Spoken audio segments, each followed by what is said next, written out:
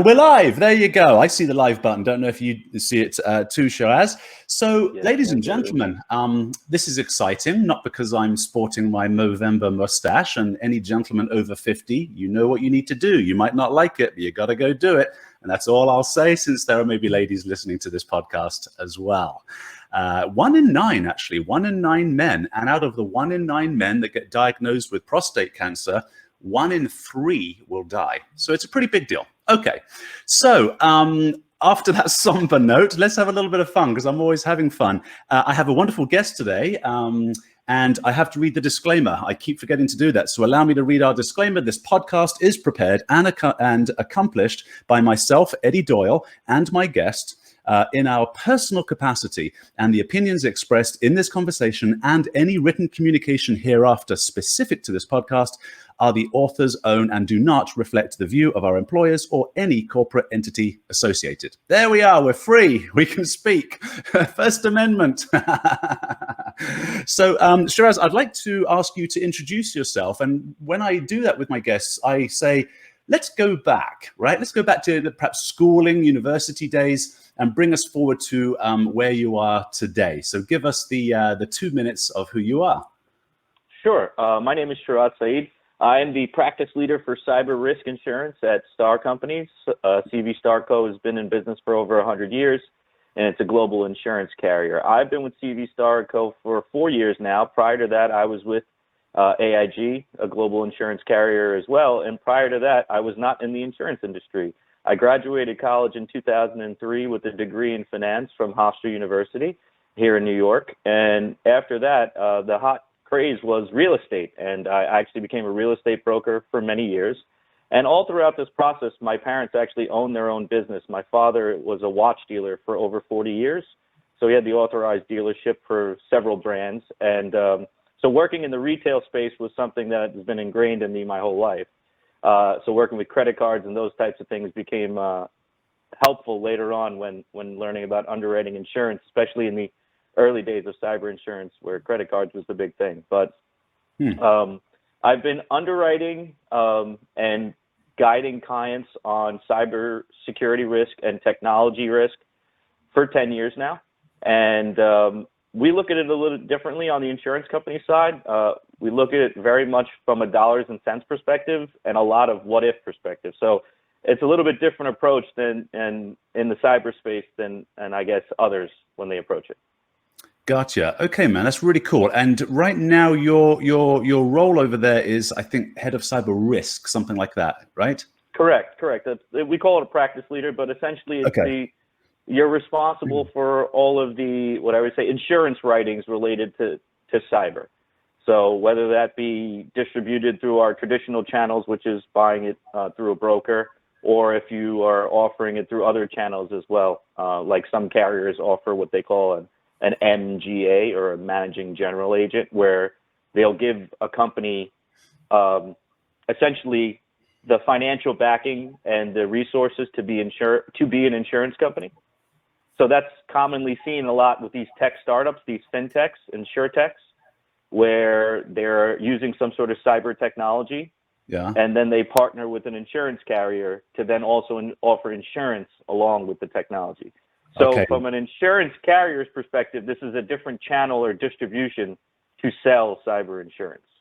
All right, we're really going to get into that, but I need to back up, because I'm a moron, man. You can't assume I'm a super like on the go. I've got everything down. I don't even know, when you say you're talking about underwriting, I've got to break this down, because I'm going to assume my audience isn't in your world, right? And they might not be as moronic as me. So I'm going to break it down so that everybody kind of understands where you're coming from. So the first thing, and by the way, very interesting. I really want to tie all of your, let's call it unofficial training from your parents' retail business and understanding how credit cards work with, let's say, fine watches or whatever it might have been, with how that's benefited you today in your career. And I love the fact that you have a finance degree. So my undergraduate work was 2 years in sport medicine. And then at the time, this was in the very early 90s, right? And my mother was a teacher, her mother was a teacher. And I was like, Edwin, what are you doing? Are you just going to design a pair of Nike runners, right? And I'm like, yeah, okay, I don't know what I'm doing here. I was an athlete, so I was just interested in health and fitness. So then I switched to English, got an English language teacher certificate, and became an English teacher. and then got into cyber. Well, got into IT a few years after my first daughter was born, so maybe 20-ish years ago, and then into cyber about 13-ish years ago. So, hey, look at us, right? Finance guy, English major guy, working in the cyber industry. Believe me, the cyber industry is so desperate for headcount, we'll just suck anybody that's like half smart like me, right? I mean, that's what happens, isn't it? It's the same in insurance. Yeah, right. Is that right, eh? Really? Your industry is just booming, is it? Yeah.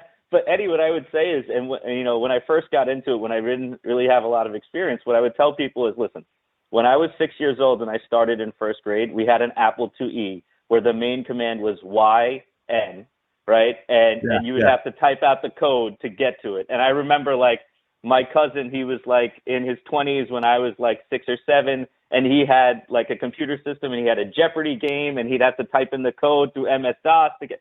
So, and I watched it, and I still tell people about the first day we got the internet at home in 1995, and it was the fax machine line, and my dad yelling at me because he couldn't call because the phone line was busy. So I've watched it evolve, and through school, right, it was like you started with the Apple IIe. By the time I was graduating high school, we were doing MS Word had started, and you had the little paperclip guy, and, and then when you got to college, the floppy disk was not that floppy anymore, and it was the hard disk. And then if it wasn't formatted right, your thing would get destroyed. So over the years, I've watched it evolve, and I've been a part of it the whole time, right? We both know the day we went from an iPod to a smartphone, right? And just the creation of the iPod when the Discman and its skipping was gone. Remember the catalog of discs?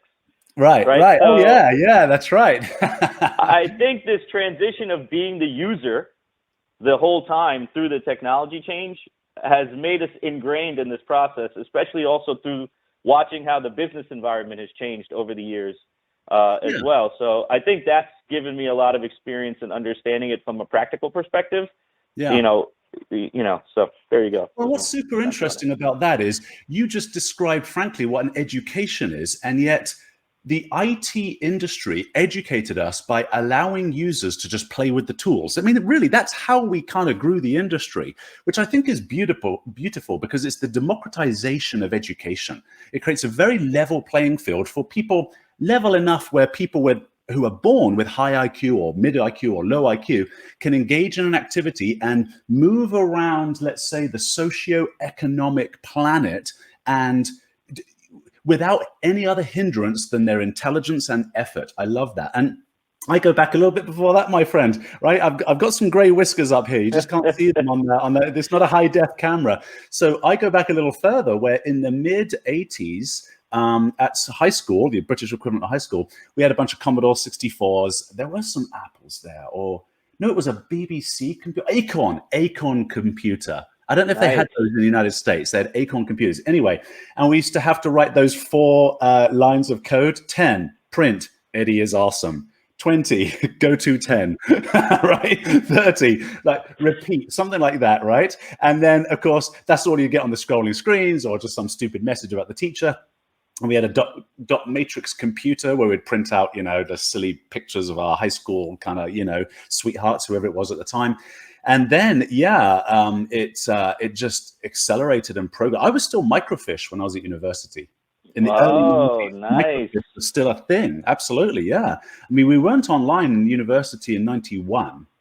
Yeah, 91, we were not online. The World Wide Web was created by CERN in 89. The DARPA, the US military, invented TCP over IP in 1983. And it's an interesting observation for people to understand because the internet is a military application with high-grade military redundancy. That's why the world has stayed online during this massive pandemic, right? And if people understand that, they might approach the internet with a little bit of a different attitude. And I think that's what we need for things like fraud, for things like cyber theft and cyber bullying and cyber criminals, because it's a great weapon. Because it's got its foundation in military applications. And you talk about floppy disks. the creation of the firewall by Gil Schwed, initially, prior to him starting Checkpoint, was a military response from Unit 8200, which is Israel's version of NSA, a British version of GCHQ.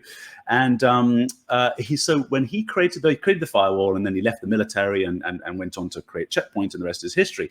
But what's really cool, what most people don't know, is that him and his three partners at, I think it was his mother's kitchen table, and he rewrote the code as a commercial application, stateful packet inspection. This would have been early 90s, very early 90s, I think, like 91, 92, while I was still on microfiche. As a matter of fact. That's why he's the CEO. You got it. Right? And so forecasting. That's right. So he had to, he was chosen as the sales guy out of these three. And if you know Gil, he's a beautiful human being, but he's very introverted. He's the sales guy. So he was the most extroverted of those three. And he told me this story once. I thought it was brilliant. He said, Eddie, do you know, I had to crunch all of the code onto one floppy disk. He said, that was really hard. And he flew to the United States of America, presented the floppy disk to financial institutions, actually, massive. And it's like, hey, guys, you need to use this thing. Like, what's it called? Firewall. I don't know, whatever. Let's just call it something. He's like, you really need to use it. Because that was back in the day where banks were just picking up the phone receiver and putting it on the modem, and getting online. So look, we grew all this organically. And then companies like Starr, I'm just looking over at my screen here. I'll share it right here. Starr Insurance Companies. Again, we're not representing Starr, but I thought this was kind of cool because I scrolled down a little bit, and the first thing I see on Starr's front page, cyber risk. So this is your world, right, Shiraz? That's correct. Oh, good. I'm so happy that a massive company has cyber risk right on their front page. This tells me that this is priority number one or priority top 5, right, for your organization. It's right there. Absolutely. Absolutely. Good. All right. So if I click into this and I have a little look here, this is your world, man. So tell me, when you first start looking at risk of a product, in fact, let's break this down a little bit more.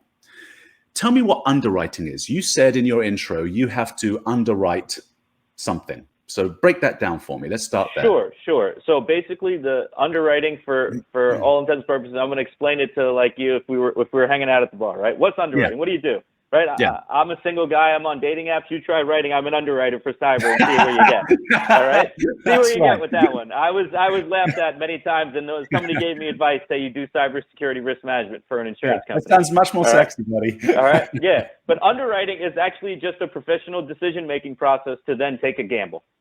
We bet. Okay. We bet that you're not going to get hacked. All right? Okay. And if you do get hacked, you're going to minimize how much you actually lose, and we're going to collect enough premium in the meantime and make you have enough skin in the game, meaning a deductible, or we also call it a retention, where basically what it is just like if you had an auto accident, right? You get into the accident, it costs $5,000 to repair, you had a $500 deductible, you pay the $500, the insurance company pays the rest, right? Okay, can I repeat that back to you? So my understanding, this is brilliant. This is the first time, and quite a few, right? And when I say nerds, I'm being affectionate because I'm a nerd too. Quite a few nerds have tried to explain, I really am, I'm being affectionate, what underwriting is. So underwriting is you're placing a bet on something, and you're using algorithms and calculations and, you know, a risk assessment, all the knowledge in your head as to, okay, if I'm going to place a bet on you, I'm going to bet this much because I expect this kind of return. Correct. Now the problem between this and every other type of insurance is every other type of insurance is based on the probability of the occurrence happening.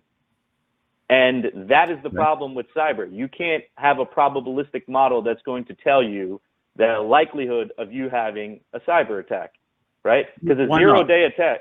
Why not? Well, I've been asking for 10 years and no one can give me an exact answer. So what I mean by that is, Eddie, let's say I have one company that I'm looking at to provide insurance, and they're a manufacturer. They have $1 billion in sales, and they have 10,000 employees. Okay. On the same token, I have a hospital that also has $1 billion in sales and also has 10,000 employees. Yeah. And I'm now choosing what is the better risk for me. Well, you would say, well, the hospital has all that private information and this kind of stuff. Great. Let's just talk pure likelihood of event. So I need someone to tell me that the hospital has an 80% likelihood of an event. And when that event happens, the average loss they suffer is $1 million versus the manufacturer who has a 60% likelihood of getting an event, and they only suffer a $600,000 loss when that happens. So now it's not a right or wrong, it's how do you strategize your bet? Yeah. Right? So meaning I am going to bet that by giving you $1 million in insurance coverage, that your likelihood of getting it is going to be lower because of this. But I don't know that probability because there is no magic or silver bullet.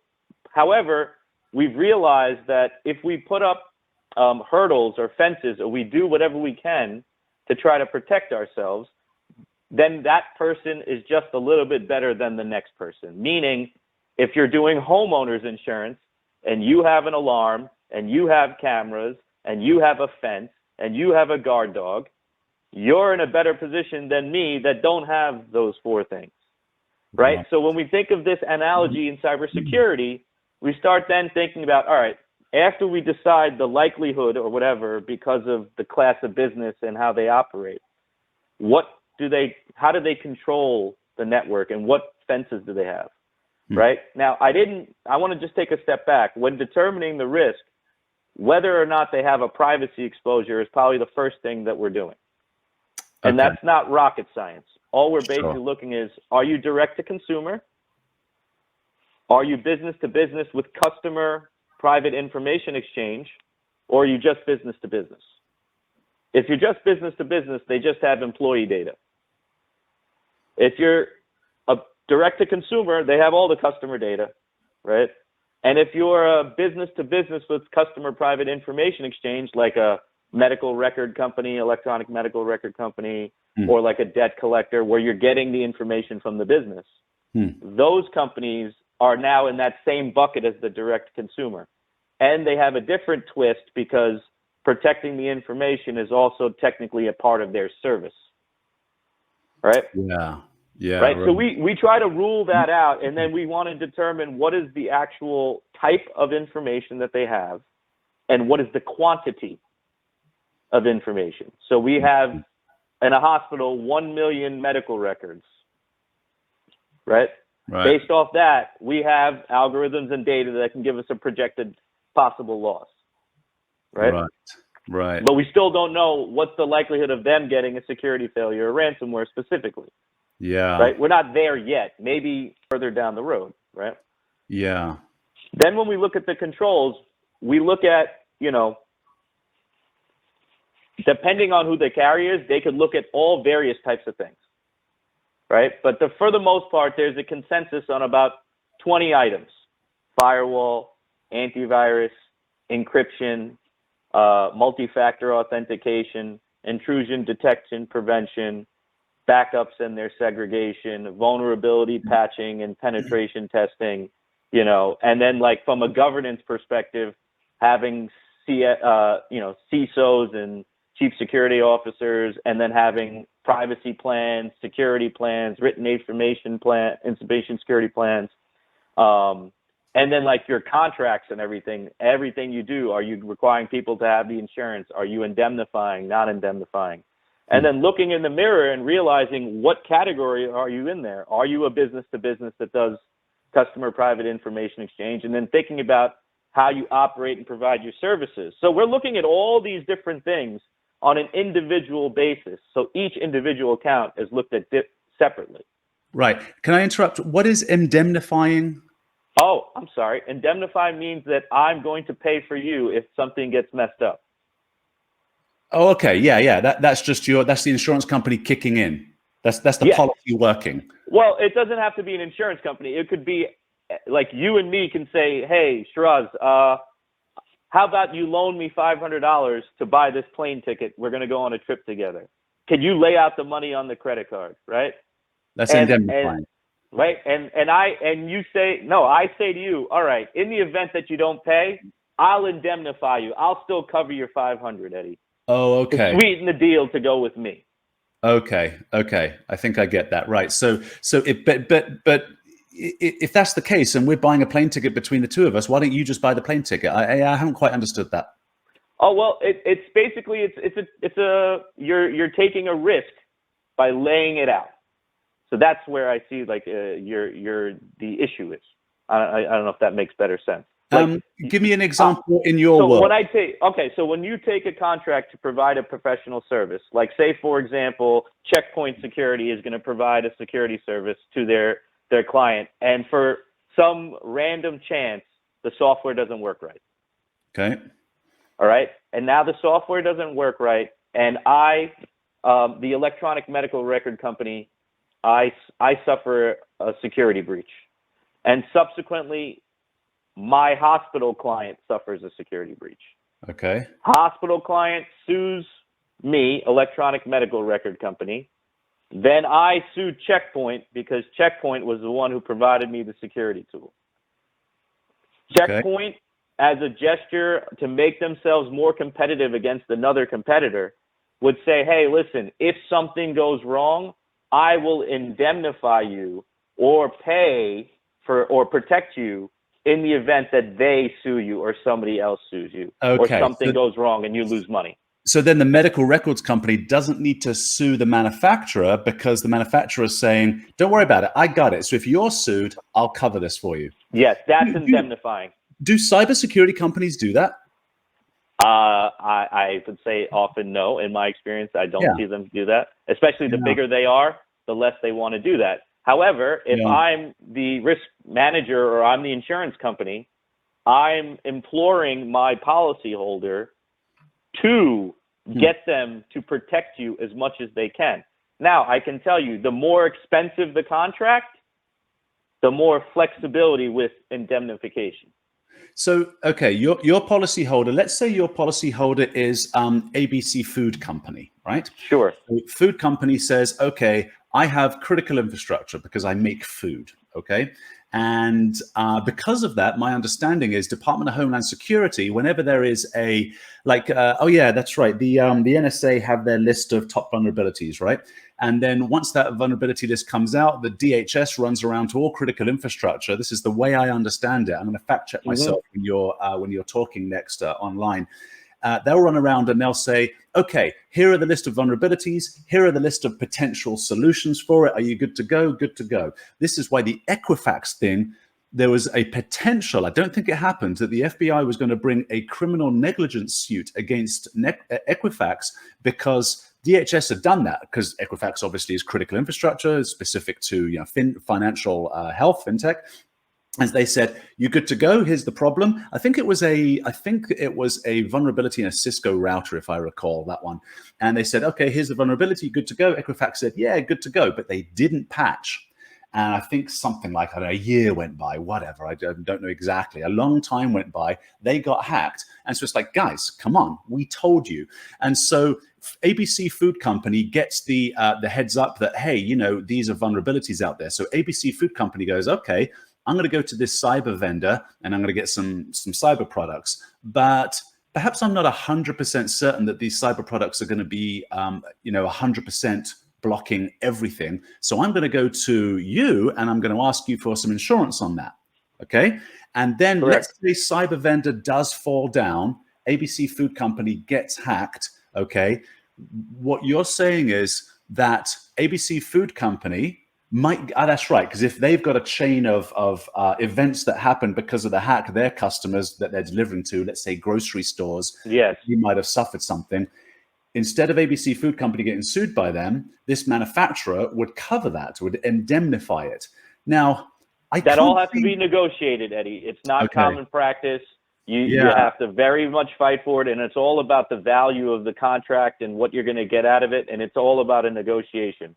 What I want to be clear that I'm pointing out is it's something that should be discussed.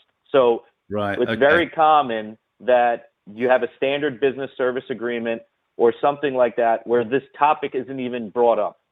Cyber security or protecting the information, right? So instead of calling it the sexy word cyber, let's call what it is, network security, right? Okay. And privacy, right? So Right. anything, if you know you're going to get into a contract with a company and that some way or another they're going to touch your computer system or touch your private information, this topic should be defined and should be addressed of who's going to do what when, essentially the poop hits the fan.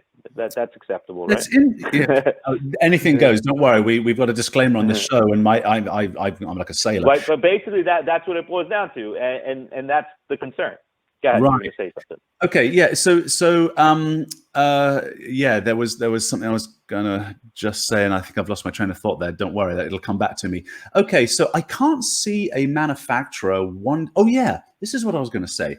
It almost sounds like that's a very basic conversation because you pressed a point just now, and the point was you should be having a conversation. Do your customers not typically have these conversations? Is that it all depends on the maturity of the customer. So at Starr, we look at companies that are $0 in sales, so startups, all the way up to a household name, right? And their level of maturity varies, completely. And I will first tell you, the first thing you would look at is if they see they have private information, they've recognized the risk. So a hospital, a bank, a financial institution, they have been addressing this for many years now, and they're a lot more mature in their processes, and they're a lot more heavily regulated. You talk to a healthcare person about HIPAA, they're very cognizant of it. You know what I mean? Do you have a checklist? Like, is there a checklist somewhere on your website? Absolutely. Can I look it up right now? If there is an ability to access our application, that would be it. But otherwise, that's it. We typically give you an application, which, depending on the size of the company, it will be either one page where it's just the 18 or 20 questions, firewall, whatever, yes, no. Okay. Then if you're a more advanced company, it'll be like, do you have firewall? What kind do you have? The more detailed questions. And then more advanced, go ahead. Should I Google checklist for cyber insurance? Like, I want to Google something, I'll just show it on the screen for people. I would say cyber insurance application. Cyber insurance applications. All right, let's see what comes up here. Sure, and then as the company gets more and more larger, you start to see a lot more sophisticated, more complicated questions. And typically in those cases, we're having a meeting where there's like you have some talking points, and then they go into in more detail. Okay, so just pulled this up. InfoSec. Here we go. There was a whole bunch of your competitors, so I just didn't want to give them any it's your show, man. So this might be interesting for the listeners. I'm at resources.infosecinstitute.com. Cyber insurance policy checklist. Let's break this apart, man. You're the expert. These guys. This is just InfoSec Institute. Sure. Let me just walk you through what the policy covers. All right. Yeah, exactly. So step one, determine if you need cyber. Well, okay, maybe should we move past step one, or is this important? Yeah, we've gotten past that. We've determined you need it because you have a computer and you have private information. That's right. We've already discussed that. Okay, step two, consider these questions before selecting a cyber insurance policy. Okay, great. How much insurance do you need and how much can you afford? What are your unique risks? Who should trigger your policy? Are these good questions? Yeah, this is all stuff we already discussed, right? I think we've gotten to the point where, if you want to determine the financial value of your loss, you have to, from a privacy perspective, there's quite a number of resources you could find online. They call them breach calculators, data breach calculators, where you can put in the amount of records that you've lost and the type of information that it is, and it'll spit out a potential loss number. All right? Yeah. Now, so if you told me I have 1 million records, I can get a guesstimate of what your potential loss is going to be. All right. The other side you have to look at is, all right, so let's just walk through a scenario and you'll get the financial part easier. Okay. Let's say you have a ransomware right now. Yeah. All right. And you have a cyber insurance policy.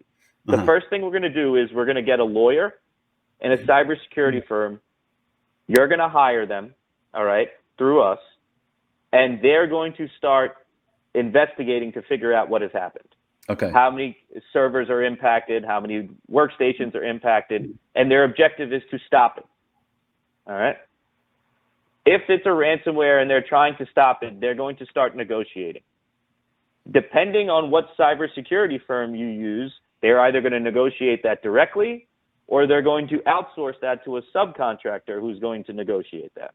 Yeah. Once that negotiation process starts, there will be basically a fee to conduct the exchange, like to get them the Bitcoin or the whatever digital asset they want to be paid in. All right.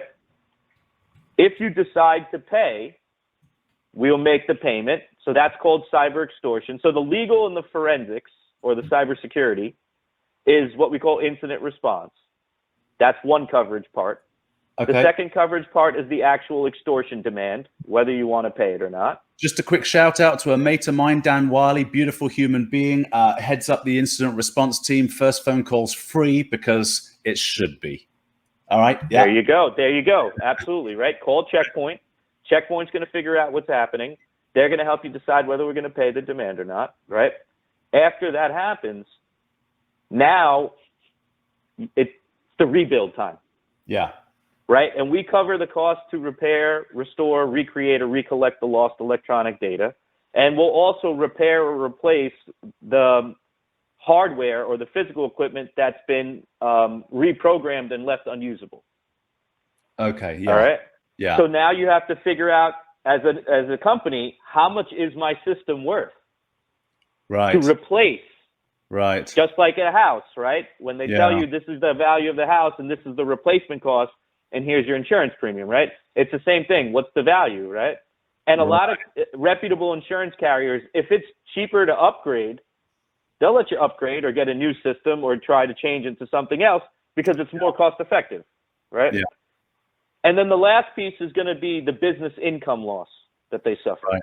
All right. So you're down. Think about if your critical system is down for 14 days, how much would you lose? Right. The simple calculation is we do, let's just say for ease of calculation, we do $120 million a year in sales. That means we're doing what, 10 million a month? Uh-huh. Right. So approximately what, 30 days, you can calculate it down the day. Okay. So you did that way, right? That's a rough estimate. But ultimately, depending on what their business is, if it's on demand, if it's subscription or whatever, you can determine the impact. Like you said, like a municipality, for example, or a school that's a public school, they buy cyber insurance, but their income comes from tax dollars. Right. So what are they going to lose, right, from the business income? So each company is different, but those are ultimately all of what I would say. It's like almost like you stepped on one landmine and it triggers 5 more. Right? Yeah. So it goes poof, poof, poof, poof. And have you come across this yet? I will just, oh crikey, I've got to extend for 5 minutes. We're almost out of time already.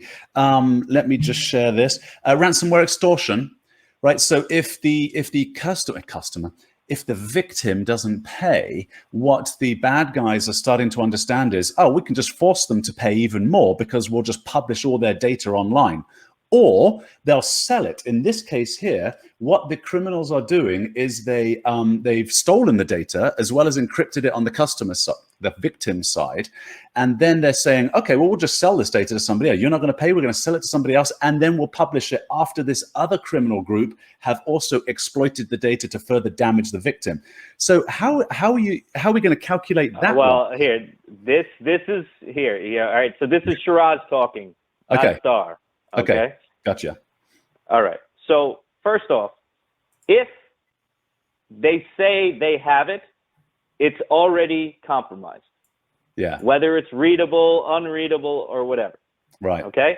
So that means me as a carrier, I'm notifying the individual and I'm providing them identity or credit monitoring, whatever it is that we decided to sort of make them whole.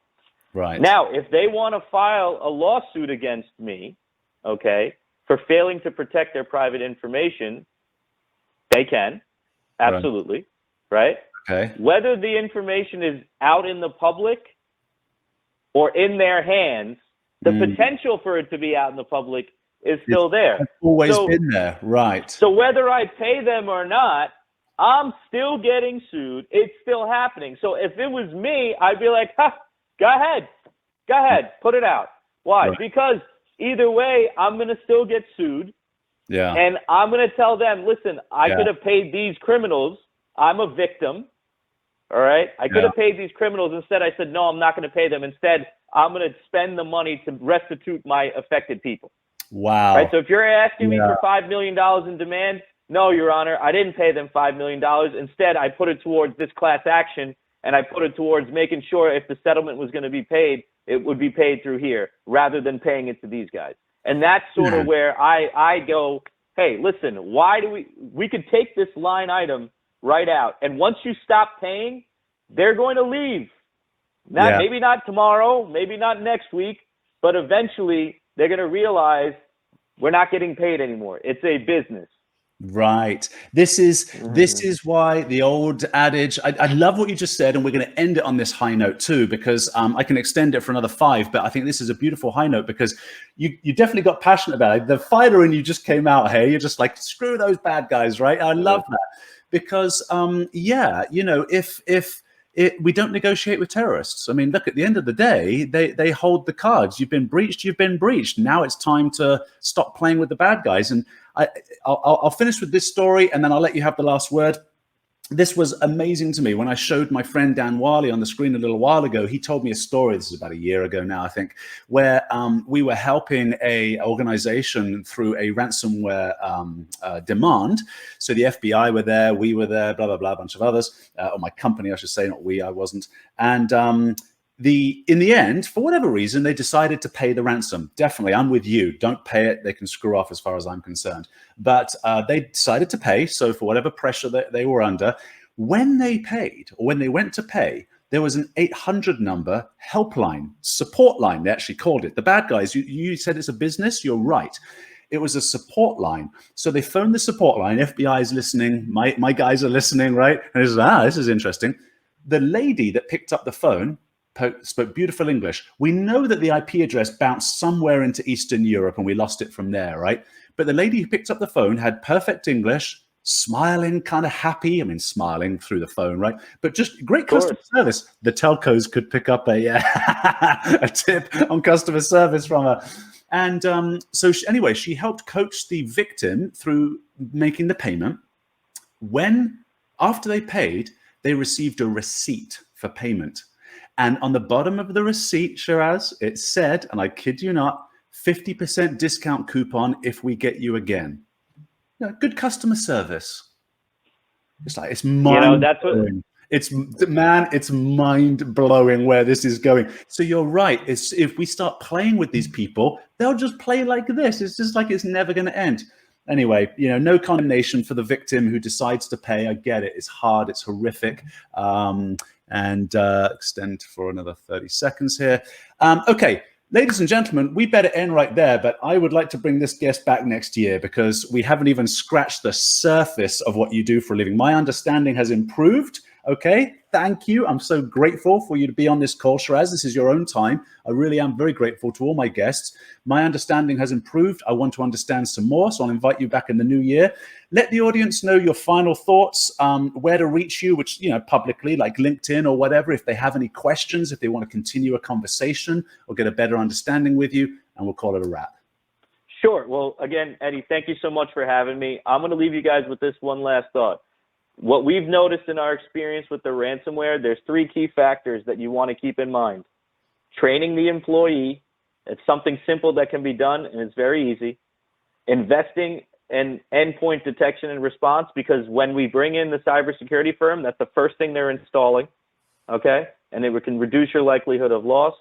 And back up your data in multiple places as much as you can.